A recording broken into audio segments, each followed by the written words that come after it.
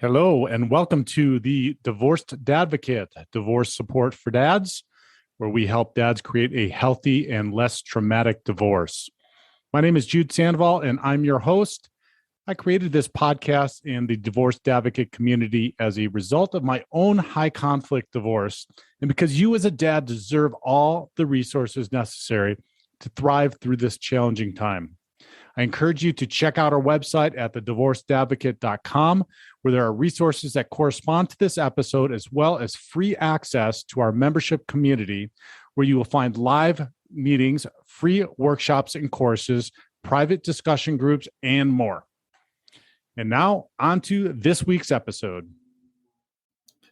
Hello and welcome to the show. I'm thrilled that you're here today. Thanks for tuning in. And we are in our third week of the Dad's Guide to Divorce series. And before we jump into that, let me welcome our newest members to the Divorced Advocate community. We've got quite a few this week. It's Isabel, Jost, John, Simon, Chris, and Josh. Check out the Divorced Advocate community if you have not already. Lots of great tools and resources. The divorce quiz is still there. Gauge where you're at in your divorce compared to others who have gone through it. Tens of thousands of people have taken this and gotten some fantastic feedback on things that they're doing well as things that they need to work on.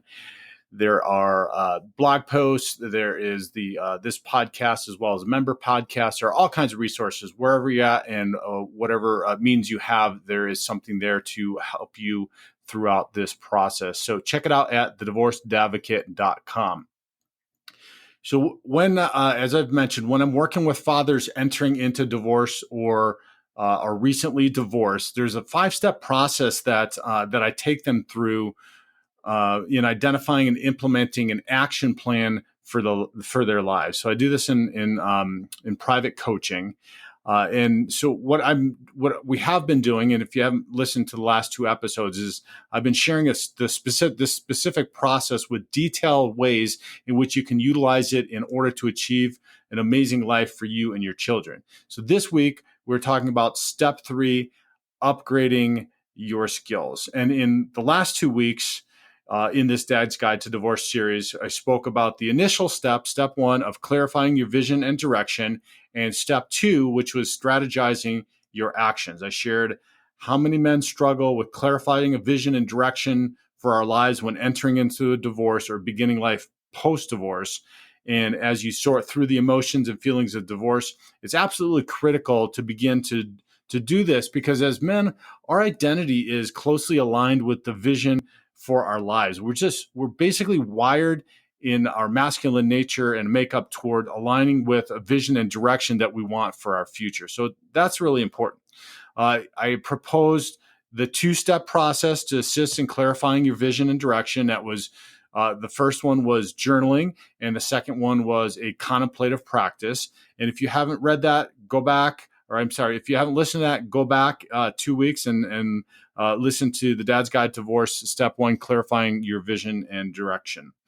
And then once you've clarified your vision and direction, it's necessary to begin the process that we talked about last week, which is step 2, strategizing your actions. There seems to be a lot of confusion these days around how to set goals and put forth the effort to achieve them. So I laid out what I subscribe to as a simple 3-step process, which is 1, set the goal. 2, work backward from your goal and determine the steps necessary to reach that goal. And 3, relentlessly focus or refocus on the behavior necessary to implement those steps. So each of these Dad's Guide to Divorce steps compounds upon one another. So if you haven't listened to those other 2 episodes, I would highly suggest pausing this now, going back, listening to step 1, step 2, and then coming back to that. And then once you have a clear vision and direction, and you've done the work to strategize your actions, you'll be in full swing of implementing the behaviors necessary to achieve your goals. So, now what do you do if you don't quite have the skills necessary to get where you want to go? And that's what we're going to talk about this week, step 3, upgrading your skills. And like I've mentioned in the 2 previous weeks, these are meant to be short and sweet, 10, 15 minutes, maybe 20 minutes of a podcast episode, and the time that you wouldn't be listening to the rest of it, I want you to actually take the time and pause and take whatever that 10, 15, 20 minutes to implement what it is I've shared and what I've talked with you about. So that's the whole mindset about this. This is going to be a long one. If you listen to the last 2 weeks, you know exactly what I'm talking about. So what do I mean by upgrading your skills? And I'll share. I'll give you that. I'll give you that in a moment. But first, for context, I want to quickly review what my vision, as well as one of my original post-divorce goals was. And I mentioned this in the previous podcast. My vision was to be a heart-centered, available father who is always present.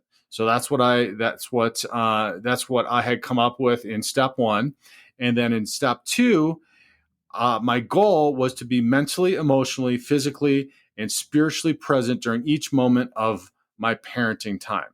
So, while I absolutely deeply love my children, I did not have the adequate skills required to be a truly heart-centered father. That doesn't mean that I didn't love them, but to be a heart-centered father, that meant way more and was much deeper than just loving them. So the behavior that I needed to focus on refining and the skill that I needed upgrading was how to be a heart-centered single father while effectively parenting my three daughters. So, this is, some of you may be going through, some of you may already have experience. This felt like a daunting task to me, because just loving them was not going to be enough. Love was going to help me deal with the frustrations around, wasn't going to help me deal with the frustrations around incomplete chores.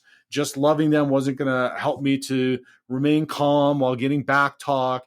Just loving them wasn't going to assist in meting out consequences with empathy in the love and logic way. So I needed a specific way in which I could parent in this heart-centered manner. So I went back to school, and yes, I absolutely did. I went back to parenting classes, and I just briefly mentioned the name of it, but previously I had attended parenting classes in this format. But just like any other skill, and change in circumstances, those skills were either not up to snuff, if you will, or just outdated and not just not refined. So I enrolled back in another Love and Logic parenting class, which I've done episodes on. And if you don't know Love and Logic, go back and listen to those. But I enrolled in another Love and Logic parenting class, which assisted me in learning how to allow my children to grow through their mistakes and live with the consequences of their choices in a loving and empathetic manner. And I absolutely, positively, truly credit Love and Logic for the remarkable relationship that I have today with my daughters. And if you want more information, just Google Love and Logic, and you'll come up with the website.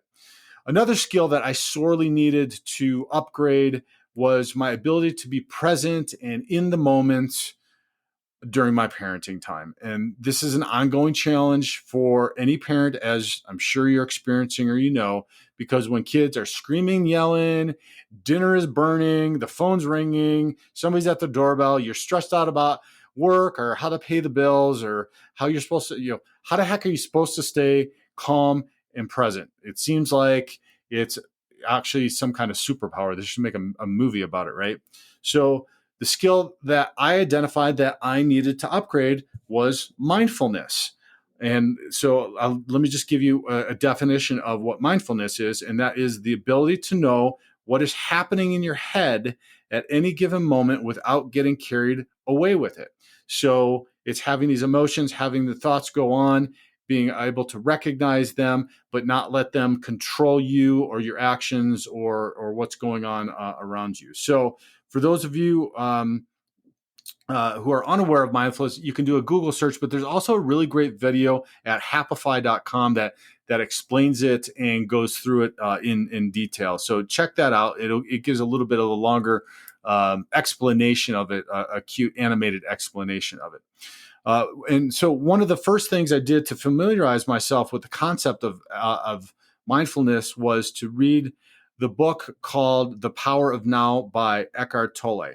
And so this is an absolutely life-changing, and many of the guys mentioned this on our group calls that they've read this as well. It's an extraordinary read, and conveys that in every moment that we get stuck in worrying about the future or ruminating in the past, we forsake the present moment. So let me say that again.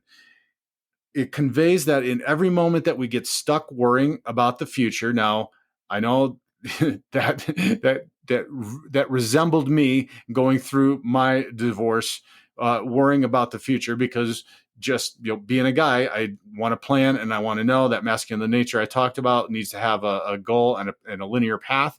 So if you get stuck worrying about the future, or here's the other part that we go through and that we could have challenges with during divorce, ruminating in the past. So how many of us, like myself, or you like myself, thinking about what happened, why did it happen, what could I do, etc. So when we start ruminating, and it's okay to think about it, but if we start ruminating it, then what we do when we do these two things is we forsake the present moment, and we forsake that time that we might have with our kiddos or whatever we might be doing, because we are worrying or we're ruminating. So Eckhart Tolle explains that the only thing we can truly have an impact on in this moment, in the moment we are is let's try that again. Slow down. The only thing we can truly have an impact on is the moment we are currently in. So we can't change the past, and we cannot predict the future. So I loved this book. It's absolutely phenomenal. It is a little bit esoteric, though. So I did also seek out a more specific method to assist me with my mindfulness, and this came in the form of meditation. And you've heard me talk about meditation before. If you've listened to more than one episode, it's absolutely life-changing, and it's not anything what you think. It's not sitting and doing whatever. I had been already meditating for years, and felt that some guided meditation around mindfulness could help me. And I found an excellent website called headspace.com that had many helpful mindfulness resources and meditations. That website is headspace.com. Actually, there are a ton of apps out there now that will help you through meditation or learning meditation. So, and this was just what I needed. It led me to a path of deeper calm, better awareness that enabled me to be more present with my daughters. And that was especially during the crazy times that I mentioned before. So as you can see, there are many different paths through which I sought to upgrade my skills. You may experience this too. And, you may find that you try something and it doesn't work. Maybe it's not the Power of Now book. Maybe it's not meditation. Maybe it's something else. Whatever it might be, keep trying. Again, we talked last week, work towards the goal. You want to find the goal, and then you're going to go backwards and figure out how you're going to work towards that goal by upgrading your skills. That might change. So just, there's the important thing is to find the method through which you will actually level up and stick with it until you become competent. That's the thing that I want to emphasize. So whatever it is, however you find it, that is fine. Just find something that's going to help you level up that skill and stick to it. So I know I recognize this can be hard to do during a busy life of divorce, work, children, and all the rest. I absolutely, positively, I've been there. I'm still there. It's one of the reasons, though, that you can, and I highly recommend working with a coach and somebody that can help you stay on track, help you on a weekly basis, just be able to work through that, find the different ways to do this, level up, and stay consistent. But, it can be done. Create the environment that's conducive to it, and your success is a crucial component in doing this. So That's it for step number 3, which is upgrading your skills. Next week, we're going to dive into step 4, which is optimize your environment, which is a really big one too, and which is the next step around how all of these compound upon each other. All right, so that was short and sweet. So go now, look up the Love and Logic, find a parenting class if that's if the mindfulness thing, if that's part of what your vision is or your goal. But figure out what your vision is, figure out what your goal is, work backwards, figure out what skills you need to upgrade. Start small. If you need to start small with the mindfulness, it could be for me, like with meditation, like I've been meditating for a long time. It could just be starting to wake up and just sit quietly for 2 to 3 minutes, right? That could be the start of your meditation. So start small. Again, it's about finding something that you can be consistent with, that you can level up your skills. So we'll talk about next week, optimizing your environment, step number 4. Again, if you found some value in this, I would sincerely appreciate if you would share it on social media. If you would stop and give us a star rating and a comment, helps immensely in getting other dads to tune in and get the support that they deserve and need. Thanks for listening this week. I appreciate it. Have a fantastic week, and God bless. To hear the rest of this episode and access the corresponding resources, visit thedivorcedadvocate.com and become a member of our community. It's free to join and will provide you with the resources you deserve as a divorced or divorcing dad. Thank you for listening. God bless, and I'll talk with you next week.